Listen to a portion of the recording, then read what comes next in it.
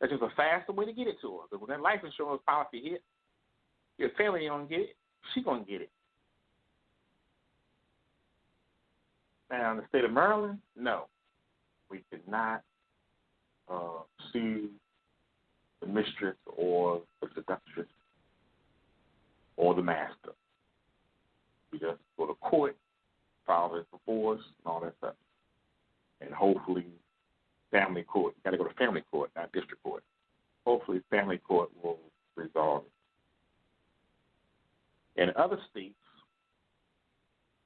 you can blow the brains out, and it's considered a crime of passion. And you basically tell the judge, well, Your Honor, I came home, I saw that he was all in her mouth, and I just couldn't take it no more, and I just blacked out and shot them both. Were they in your home? Yeah. In your bedroom? Yeah. Okay, case dismissed. Throw it out.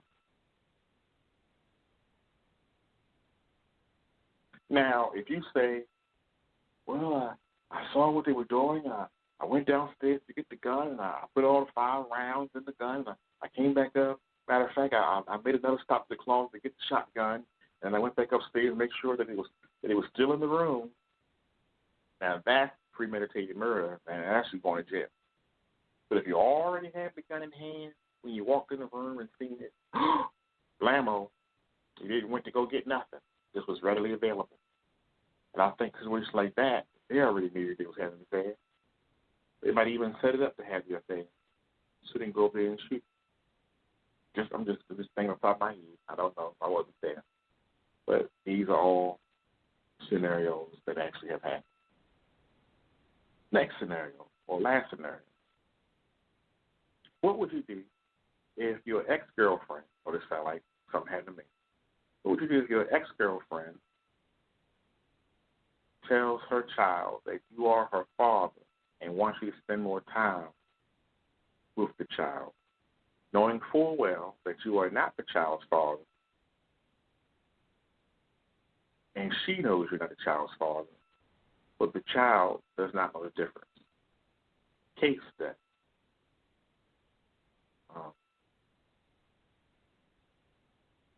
Child is sickly and wants to spend Father's Day with their father before things get worse, such as Make-A-Wish and Jerry's Kids Foundation. Okay, so there's another case that has actually happened. That's why they give case studies. I know it's something that did happen. What would you do, Green? I would have a paternity test.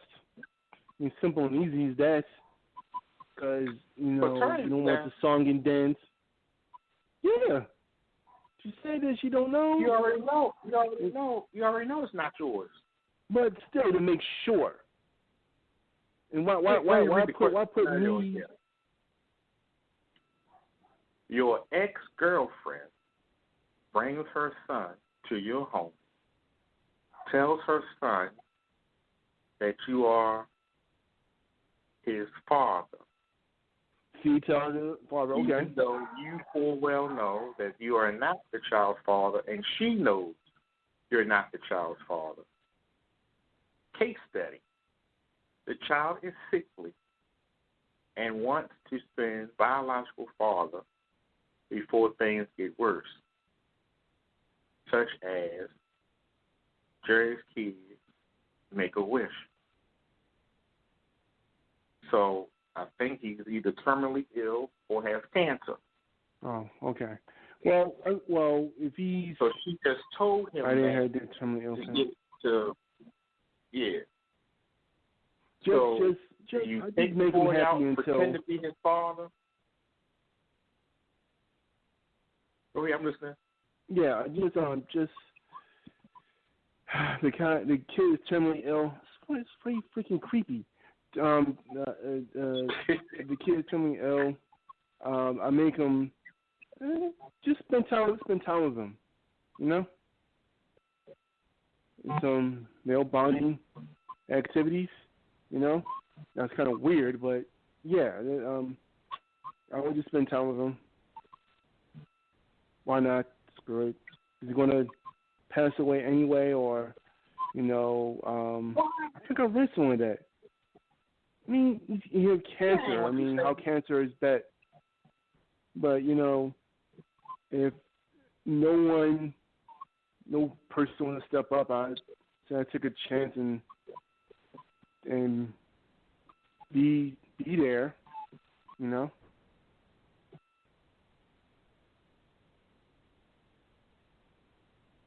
Also, what kind of cancer it is, and, maybe it's fastly approaching, the radiation took its course,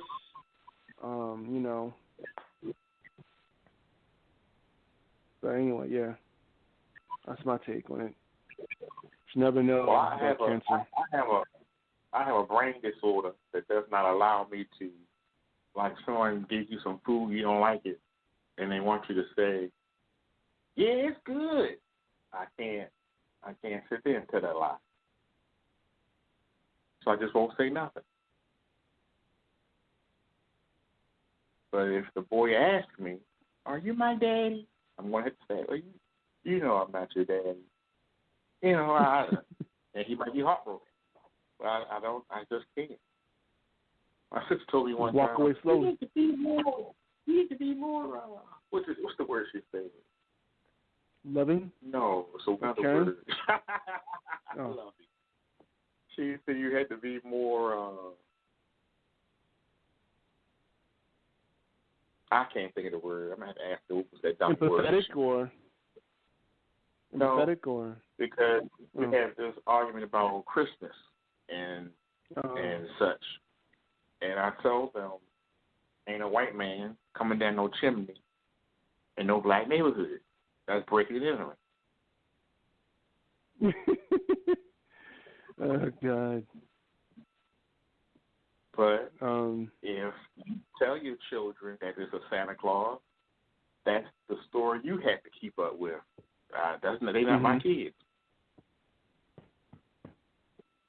I don't bring that shenanigans around here.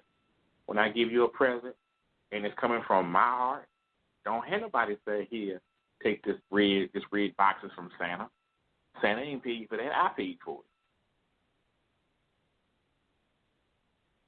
And it's going to make me feel some kind of way you giving somebody else credit for what I've given you. No. So I usually say, this from me, because I don't want nobody to come, oh, this is from Santa Claus. No, it's from me. From Uncle Q. Oh, it's from Uncle Q. And it's in April, because Christmas is in April. Matter of fact, Christmas is a couple of months from here. I'll be prepared for my gift. I got my wrapping paper and everything. Yeah, we argue about that too. We talking about December Christmas. I said, we can get to Christmas. I said, Christmas in April. We talking about December Christmas. So this is like an every year thing. I don't celebrate December Christmas. Now, I gave my mom something for this December Christmas just to make her happy. But she knew what it was that she wanted, so it's really not a surprise. But the April Christmas, that will be a surprise if she don't know nothing about that. Things I do, I do stuff by the book. If Christmas is in April, you should celebrate it in April.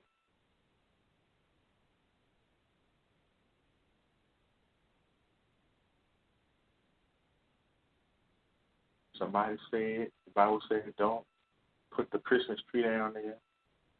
Don't put the Christmas tree down.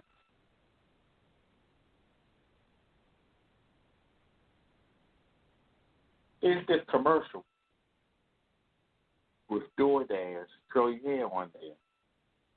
I think he's the black guy from Hamilton, or one of the actors from Hamilton, who now they giving him the limelight. Because first they was giving that Miranda guy all this press and all these cameo appearances. Now they're giving him the cameo appearances.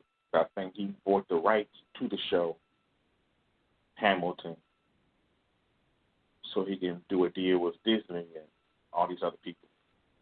But I don't know his name. I mean, he might not be black. I just assumed he was black because he was on Sesame Street commercial with Big Bird by Bird Seed.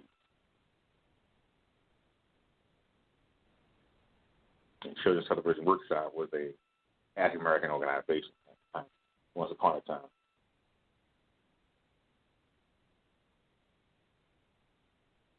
Sunny days, sweeping the clouds away.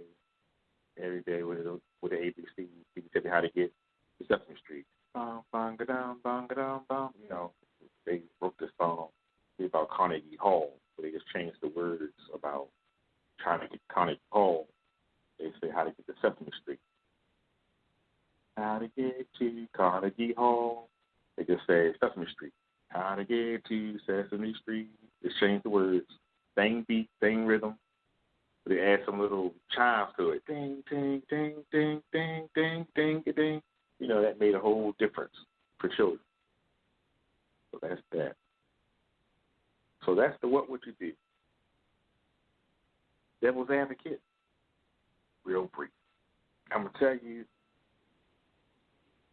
this is not even devil's advocate. It's just something to observe that's happening right now. Remember, there's a TV show or a movie about a place called Gotham City. And then there was this billionaire who came to rescue the town under the cover of a black cape, called himself Batman. But we don't have a Batman. But we're definitely dealing with a Gotham City. The role of Chief Gordon is being played by Harrison. He don't know what's going on. He can't stop the town from falling apart. He can't stop the crime wave. They're useless to defend against it. The Gotham PD is corrupt. Got corrupt cops selling drugs, working with the people, causing an ambush. And Commissioner Gordon keeps talking about he's working on a way to slow down the crime. Brandon Scott playing the role of Two-Face, flipping the coin, deciding on which way he's going to vote. Heads, I win, and tails, you lose.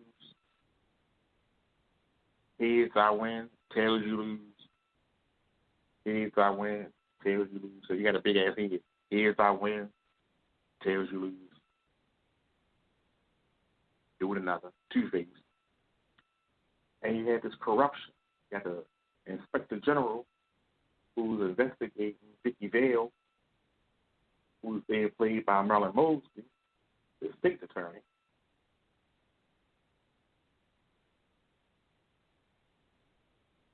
And the state's attorney is taking money, going on these vacations and trips with no documentation, telling the Inspector General, you got it wrong. All these people in cahoots, Jack Young and such, all rallying around Marilyn Mosley, who yet again has never prosecuted a case a day in her life, ain't never prosecuted a case to stop the crime either. Even talking about she not prosecuting certain cases. So what are you getting paid to do? You ain't doing your job. Getting paid to go on vacation? Young and all are circling around her saying she's doing the right thing. She don't have to report where she goes and how she spends money. It's in the budget, it's in the budget, it's in the budget. And all being bullied towards the Inspector General. She's coming after her. She's coming after her. She's coming after her. They got an agenda. They got an agenda. They got an agenda. No, they don't. She's crooked. And you know she's crooked. Just as crooked as the Faru Nicaragua. But I'm the crazy one.